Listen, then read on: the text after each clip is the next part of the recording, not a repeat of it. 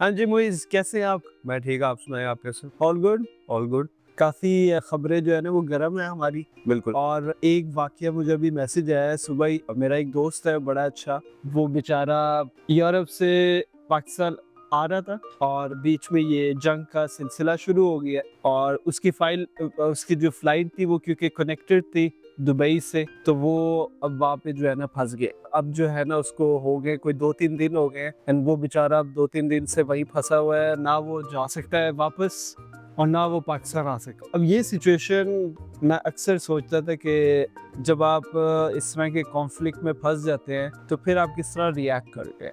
मुझे अभी तक याद है आपकी एक बात कि आपने पाकिस्तान शिफ्ट होने से पहले एक विज़िट दुबई का भी किया था कि वहाँ सेटल होना चाहिए या पाकिस्तान। तो आपने बताया कि आपको फ़ील हुआ कि दुबई एक बबल है। एग्ज़ैक्टली मुइज़, मैं आने से पहले मेरा पूरा प्लान था, मैं यही सोचता था कि पहले मैं दुबई शिफ्ट हो जाऊँ, क्योंकि अब 28 साल फ्रांस में हो चुके थे तो मुझे एकदम जो है ना वो चेंज नहीं चाहिए था। तो मेरा प्लान था कि मैं दुबई शिफ्ट हो जाऊँ, 2-3 साल वहाँ पे गुज़ारूँ, फिर दुबई से जो है ना मैं पाकिस्तान आऊँ।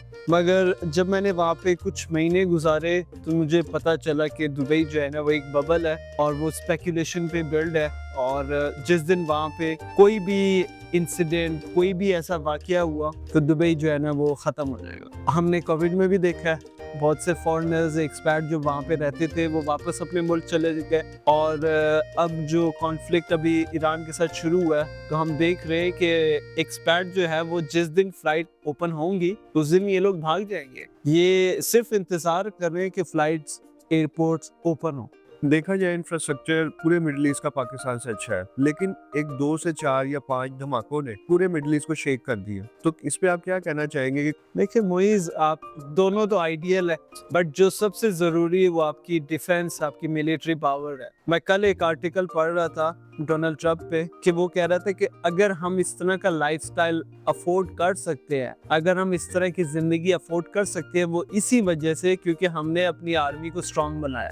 हमने इतनी पावर हासिल की है कि कोई हमारी तरफ देख नहीं सकता, कोई हमारी तरफ आ नहीं सकता। सो एक अच्छा लाइफस्टाइल एंजॉय करने के लिए, हासिल करने के लिए आपको ताकत चाहिए। ताकत के बगैर आप चंद सालों के लिए जो है ना आपको वो मिल जाएगा टाइम, मगर उसके बाद जो है ना कोई भी आके कब्जा कर सकता है आपके मुल्क पे या आपके घर पे या किसी चीज पे भी। सो मिडिल ईस्ट का ये सबसे बड़ा फॉल्ट रहा है कि इन लोगों ने अपनी मिलिट्री पावर पे फोकस भी किया। ये लोग समझते रहे कि जिस तरह भी चल रहा है उसी तरह चलता रहेगा, हम अपने आप को डेवलप करते जाएंगे और कोई हमारी तरफ देखेगा नहीं, और अगर किसी ने देखा तो अमेरिका हमें बैक करेगा।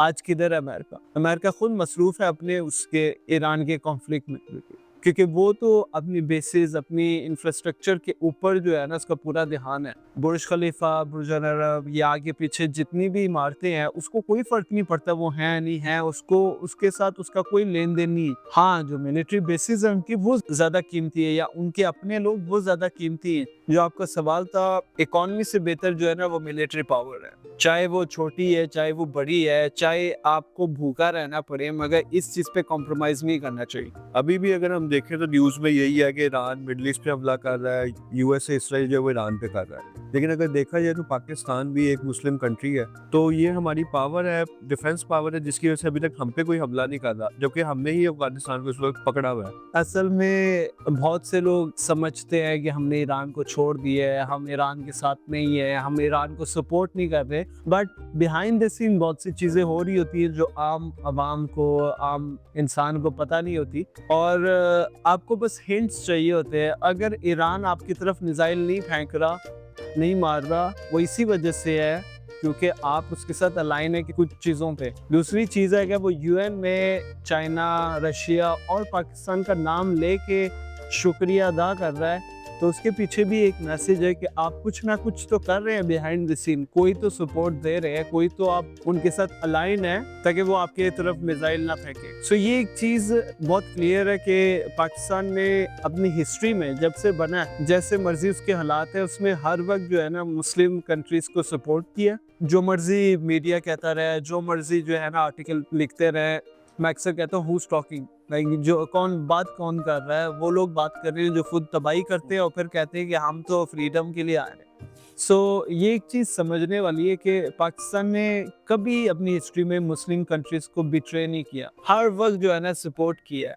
हर चीज में साथ दिया है, हर वक्त जो है ना कोशिश की है दोस्ती कराने की। यमन की वॉर या इराक की वॉर, हर वॉर में जो है ना इन्होंने घसीटने की कोशिश की है पाकिस्तान को, बट पाकिस्तान ने अपने आप को दूर रखा है इन चीजों से, ये कह के कि हमारा काम नहीं है दो मुस्लिम ममालिक के बीच में आके लड़ना। अभी मैं एक न्यूज़ पढ़ रहा था जिसमें अमेरिका ने अपने सिटीजन्स को एक इंस्ट्रक्शन दी है कि वो मिडल ईस्ट से निकल आए सेफली। तो इसका क्या मतलब है कि क्या वो कोई सख्त इकदाम उठाने लगा है मिडल ईस्ट के लिए? देखिए ये वही हिंट्स होते हैं, किसी जंग से पहले हिंट्स होते हैं, बड़े वाक़ये से पहले कुछ हिंट्स दिए जाते हैं। अब वो अपनी सिटीजन्स को इसलिए निकालना चाहते हैं क्योंकि अभी उनको बहुत जो है ना, वो जब अपनी प्रेस कॉन्फ्रेंस में उसकी सुन रहा था जो कल रात वाली है, तो उसके अंदर वो बहुत ज़्यादा जो है ना उसको तकलीफ हो रही थी कि उनके क्यों बंदे मरे, मगर वो कह रहा था this is part of the war, ये इस तरह की चीज़ें होती हैं, अभी और लोग मरेंगे। तो ये एक तकलीफ दे बात है उन लोगों के लिए, क्योंकि उनका एक भी सोल्जर मर जाए तो वो उनके लिए बहुत वो बड़ा इशू बना लेते हैं। सो इसलिए वो इस चीज़ को अवॉइड करना चाहते हैं। उन्होंने एक मैसेज डाल दिया सबको कि आप जो है ना मिडिल ईस्ट छोड़ के चले जाएं। इसके पीछे ये भी है कि मे भी कोई बड़ा ऑपरेशन करने जा रहे हैं ये लोग, फिर इन्हें पता है कि रिटेलिएशन आएगी ईरान की तरफ से, और उसमें जो है ना बहुत ज़्यादा जो है ना कैजुअलिटीज होंगी, क्योंकि ये वॉर स्टार्ट करना इजी होता है, वॉर को ख़त्म करना या उसको स्टॉप करना मुश्किल होता है। अगर हम देखें मिडल ईस्ट की एक डबल फेस थी शुरू से पॉलिसी कि वो खुल के इसराइल को सपोर्ट भी नहीं करते थे और मुस्लिम कंट्रीज के साथ भी रहते थे, लेकिन इन सब मामले में उन्होंने खुल के यूएसए और इसराइल को बैकएंड दिया और मुस्लिम मुल्क के खिलाफ लड़े हैं वो। तो आप इस पे क्या अपनी राय देंगे? देखिए ये चीज़ें तो हिस्ट्री से ये लोग सीखते नहीं है।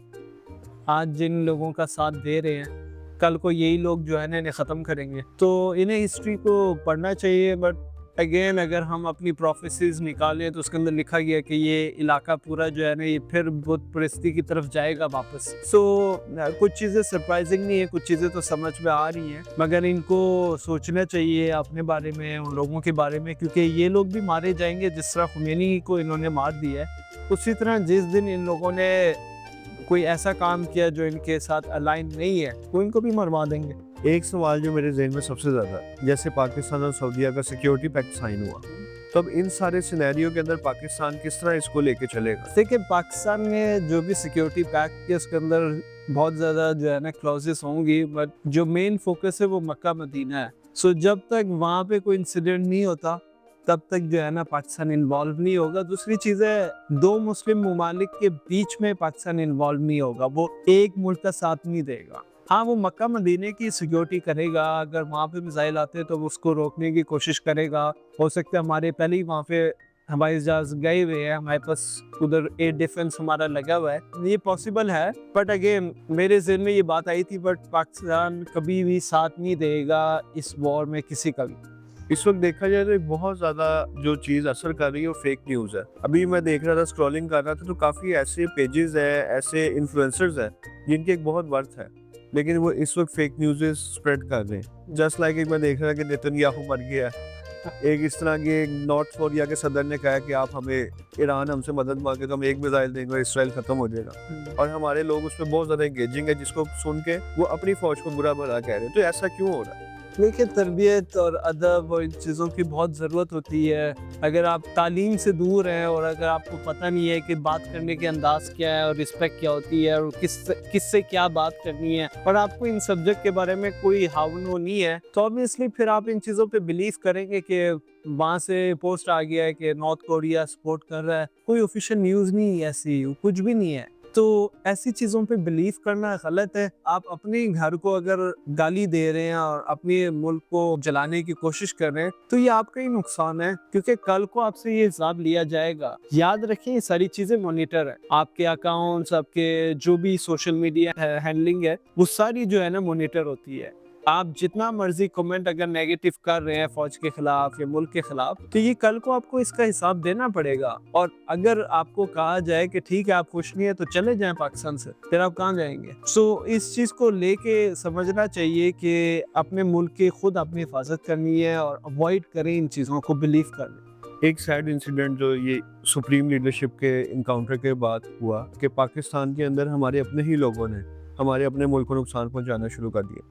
क्यों हमेशा से ये हिस्ट्री रही है कि हमें बाहर से इतना नुकसान नहीं हुआ जितना हमेशा अंदर वाले कर देते हैं। जिन लोगों ने हमला किया कॉन्सुलेट पे वो लोग आम लोग है ही नहीं है। मैं सुबह वीडियो देख रहा था, एक रेंजर जो है ना मैं उनके साथ गुफ्तगू कर रहा था और वो लोग बिल्कुल ही जो है ना कोई अदब नहीं, कोई जो है ना रिस्पेक्ट नहीं, वो ऐसे चीख रहे थे। वो रेंजर उनसे बात कर रहा है, वो आगे से जो है ना वो तू तरह पे इस्तेमाल कर रहे हैं। तो कहने का मकसद है कि इस जनरेशन को जरूरत है कि वो रिस्पेक्ट पहले सीखे, ये समझे कि अपने मुल्क को आग नहीं लगानी। बट एक और भी चीज़ है कि ये लोग जो बाहर की एजेंसीज होती है वो लोग कोशिश करते हैं कि इस तरह के इवेंट को यूज करके मुल्क में अनार्की क्रिएट की जाए, क्योंकि जिन लोगों ने अटैक किया कॉन्सुलेट पे वो आम लोग नहीं थे, वो लोग गए हैं, उनके पास भी कुछ हथियार थे। और मजे की बात है कि जब सामने से फायर आया है तो उन लोगों में से कुछ लोग मरे हैं, मगर ये चीजें प्रोवोक की गई हैं, क्योंकि आप एक्सपेक्ट नहीं कर सकते कि मैं किसी की एम्बेसी के अंदर चला जाऊं और आगे से जो है ना वो लोग कूल दे,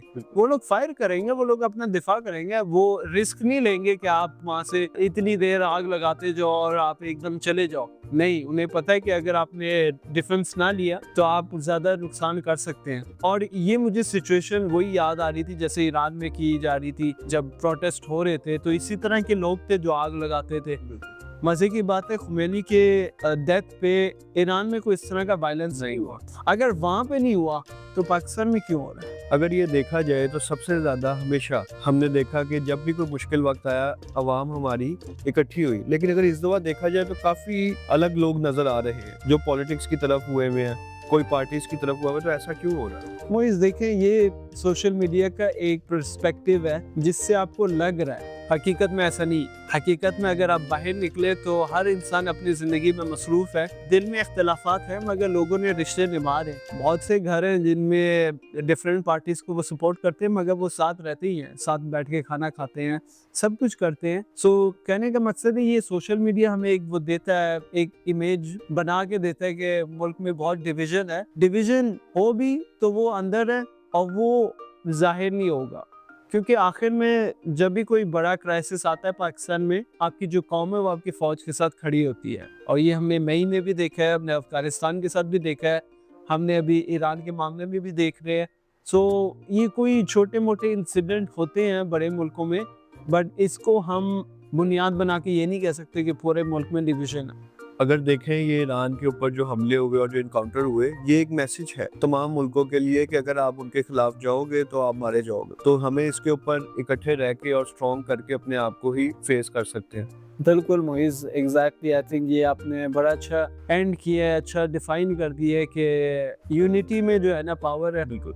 और जब तक हम एक साथ रहेंगे, जब तक हम मिल के आगे बढ़ेंगे, तब तक हम बचे रहेंगे। जिस दिन हम डिवाइड हो जाएंगे उस दिन